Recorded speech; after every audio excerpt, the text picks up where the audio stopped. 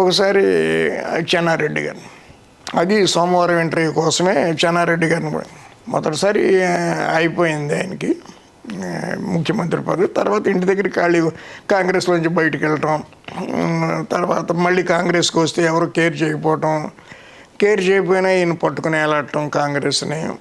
ఇంటి దగ్గర తార్నాకలో ఆయనే ఫోన్ చేసి ఒకసారి వస్తావు రాయుడు అన్నాడు.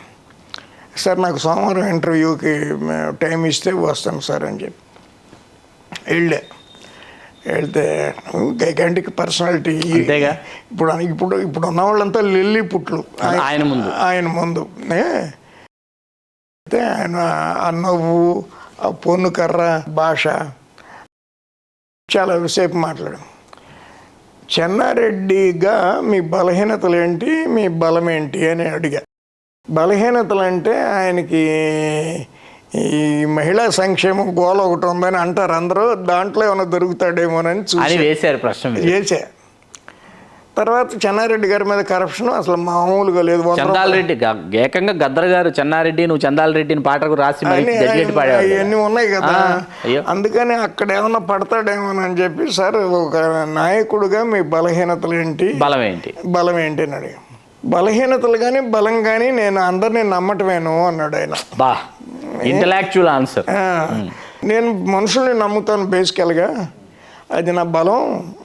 చాలా సందర్భాల్లో నా బలహీనత కూడాను, మనం చేయగలిగింది లేదు అని అది పబ్లిష్ చేసిన తర్వాత మళ్ళీ నన్ను లంచ్కి పిలిచాడు. పరమాద్భుతంగా రాశావు పోయి, నేను ఎవరిని అది చేయండి ఇది చేయండి అని అడిగే ప్రశ్న ఏం లేదు. కానీ చెప్తున్నాను ఊరికినే. ఆయన అంత అభిమానమైంది. పంజాబ్ గవర్నర్గా వెళ్ళిన తర్వాత నాకు మళ్ళీ లెటర్ రాశారు. నేను జర్నలిస్ట్ కాన్ఫరెన్స్ ఏలూరులో పెడదాం అనుకుని ఆయన పిలిస్తే టైం అడ్జస్ట్మెంట్ కుదరక రావలేకపోతున్నాను, కానీ ఇంకో సందర్భంలో కలుసుకుందామని నాకు ప్రత్యేకంగా లెటర్ రాశారు. నాకు హైదరాబాద్లో పనిచేసిన చెన్నారెడ్డి గారు అంటే ఇష్టం, ఇర్రెస్పెక్ట్ ఆఫ్ పార్టీస్. దగ్గుపాటి వెంకటేశ్వరరావు గారు అంటే ఇష్టం. అయితే దగ్గుపాటి వెంకటేశ్వరరావు గారు ఇప్పుడు మొత్తం అంతా రాజకీయ సన్యాసం చేశారు. ఆయనకి పొలిటికల్ అల్జీమర్స్ వచ్చింది. అంటే గతంలో తన కోసం నిలబడ్డ వాళ్ళని ఎవరిని ఇప్పుడు ఆయన గుర్తుపెట్టుకోవడం లేదా, లేకపోతే నిజంగానే మర్చిపోయారు? గుర్తుపెట్టుకోవట్లా. ఎందుకు ఇంకా సమయోచితంగా గుర్తుపెట్టుకోవట్లా. ఎందుకు ఈ లగేజ్ ఇంకా ఇదివరకు ఏదో మోసం అయిపోయింది, మళ్ళీ ఇప్పుడు ఎందుకు వీళ్ళందరం తగులుకోవడం అని. తర్వాత ఏంటంటే ఆవిడ అప్పుడు హౌస్ వైఫ్గా ఉండేవారు, పురంధేశ్వరి గారు. ఒకసారి నేనును ఇంకొక మిత్రుడును, ఆ మిత్రుడు కూడా రామ్నగర్లోనే ఉండేవాడు.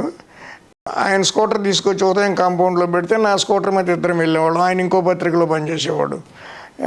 వెళ్తే లైక్ మైండెడ్ ఫ్రెండ్స్ వచ్చారు పురంధరేశ్వరి, మా ముగ్గురికి భోజనాలు పెట్టానేవాడు.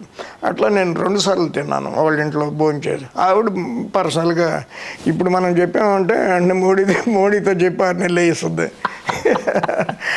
కానీ చెప్తున్నా అంటే చాలా వేరీడ్ ఎక్స్పీరియన్సెస్ ఉన్నాయి. అది ఎవరికైనా ఉంటాయి, ఈ జర్నలిస్ట్గా చేసిన వాళ్ళకి ఎవరికైనా ఉంటాయి.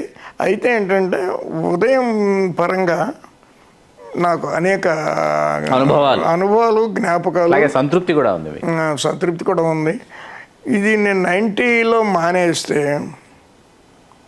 ఉదయంలోంచి 90 ఎండింగ్లో వచ్చేస్తే అది ఒక 10 సంవత్సరాలు, ఇది ఒక 24 సంవత్సరాలు, 34 అంటే 34 సంవత్సరాలు. ఎవరన్నా 34 సంవత్సరాలు పనిచేస్తే అనుభవాలు వస్తాయి. మీకు 5 సంవత్సరాలు ఉదయంలోనే 5.5 సంవత్సరాలు. నాకు 5 సంవత్సరాలు ఆంధ్రజ్యోతిలో పనిచేసిన 7 సంవత్సరాలు, మొత్తం ఒక 12 సంవత్సరాల్లో ఒక జీవితకాలపు అనుభవాలు వచ్చేసినాయి. ఈ 30 ఏళ్ళ నుంచి చాలా బేవర్స్గా బతుకుతున్నా. అంటే నా సంగతి తెలుసా, నేను ఉదయం కరస్పాండెంట్ అని చెప్పి బతకటం మీద, కానీ ఇప్పుడు not that I'm doing any worth. అది తెలుగు రాజ్యం ప్రేక్షకులకి భోగాది వెంకటరాయుడు గారు అందించినటువంటి రాస్తూనే ఉందాం 8వ భాగం. ఈ 8వ భాగం కూడా మిమ్మల్ని ఎంతగానో అలరించిందని ఆశిస్తూ చూస్తూనే ఉండండి తెలుగు రాజ్యం. మీ చిల్లగట్టు శ్రీకాంత్ కుమార్. చాలా సంతోషం రాయుడు గారు. Please do subscribe to Telugu రాజ్యం ఛానల్. హాయ్ అండి, నేను మీ ఆర్పీని, నెల్లూరు పెద్దారెడ్డి చేపల పులుసు ఓనర్ని. మీరు తెలుగు రాజ్యం అనే ఈ యూట్యూబ్ ఛానల్ సబ్స్క్రైబ్ చేసుకుని మంచి మంచి వీడియోలతో వస్తారు. Thank you so much. Hi people, I'm Sonakshi Verma and you please watch Telugu Rajam and please subscribe to the channel.